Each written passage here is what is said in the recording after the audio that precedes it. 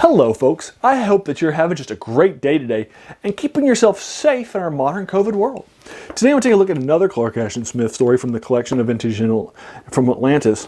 One of the things that I was, after I read, and this is a direct sequel to the previous Clark Ashton Smith story that I did for you recently, from this collection, The Maker of Gargoyles, which is the first appearance of gargoyles in fantasy. And you can kind of see where Clark Ashton Smith and that idea comes from, and he published it for Weird Tales. And I was in a Clark Ashton Smith mood after I read that. So I said, well, let's keep reading some of his stories. And so the next day I said, let's read A Vintage from Atlantis. It's what this collection is named after. It's 6 pages long, so it wouldn't take me that long to read. And so I went ahead and read it. And I really enjoyed it. I really like its central conceit, central concept. So I wanted to bring it to your attention. And I want to review it for you today. Now, I will link to this collection from Nightshade Books that collects in a 5-volume set every short story that Clark Ashton Smith published.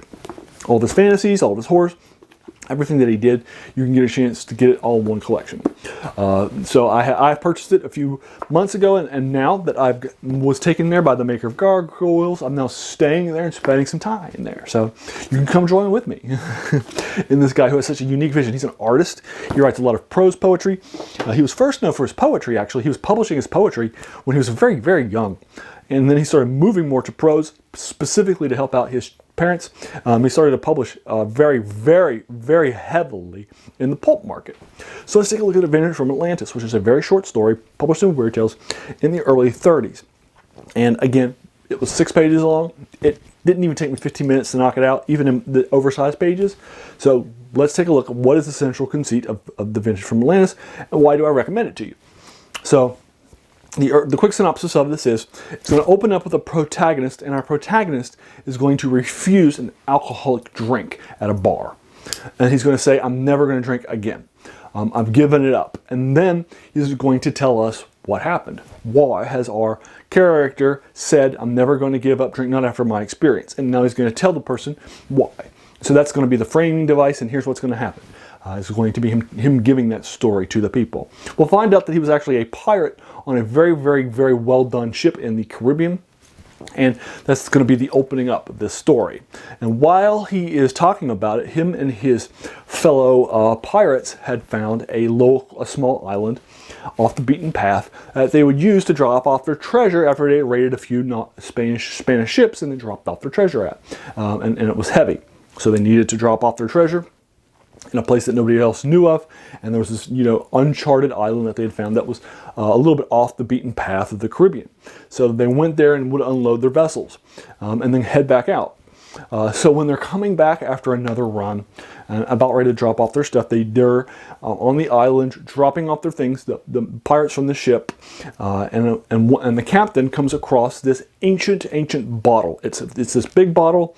It's crusted. It is with all sorts of undersea rust, of the detritus of time and the sea and the ocean. All this coral that's on it, all these other things on it. It's a big earthenware jar.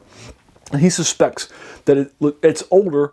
It's because of all the detritus of time, that it is actually older than Rome or Greece, which used earthenware jars for their fermented alcohol. It's probably Atlantis, and that's his guess. So what he's going to do is he's going to crack this bad boy open, and then the pirate crew is going to drink it. And then what's going to happen next? That's the story. They find this ancient, cask, if you will, of an ancient vintage of alcohol, and they're going to drink it, and then some fun stuff's going to happen. So you can check it out.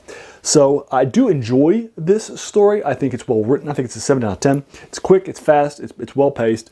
A lot of fun stuff happens in it. And I do enjoy that central conceit of pirates discovering, this old cask of a vintage from probably Atlantis that they start to drink.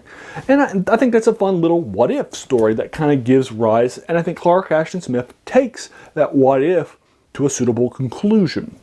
Now, again, this is a 6-page story. I'm not going to spend that much time reviewing it for you. There's not that much to review. But I'll go ahead and lead you to it. But again, I did like it. I did enjoy it. I do recommend it. So have you read A Cask from Atlantis? I'm sorry, The Vintage from Atlantis, rather. What did you think of it? Did you like it or dislike it? I'd be happy to engage you with it further in the comments below.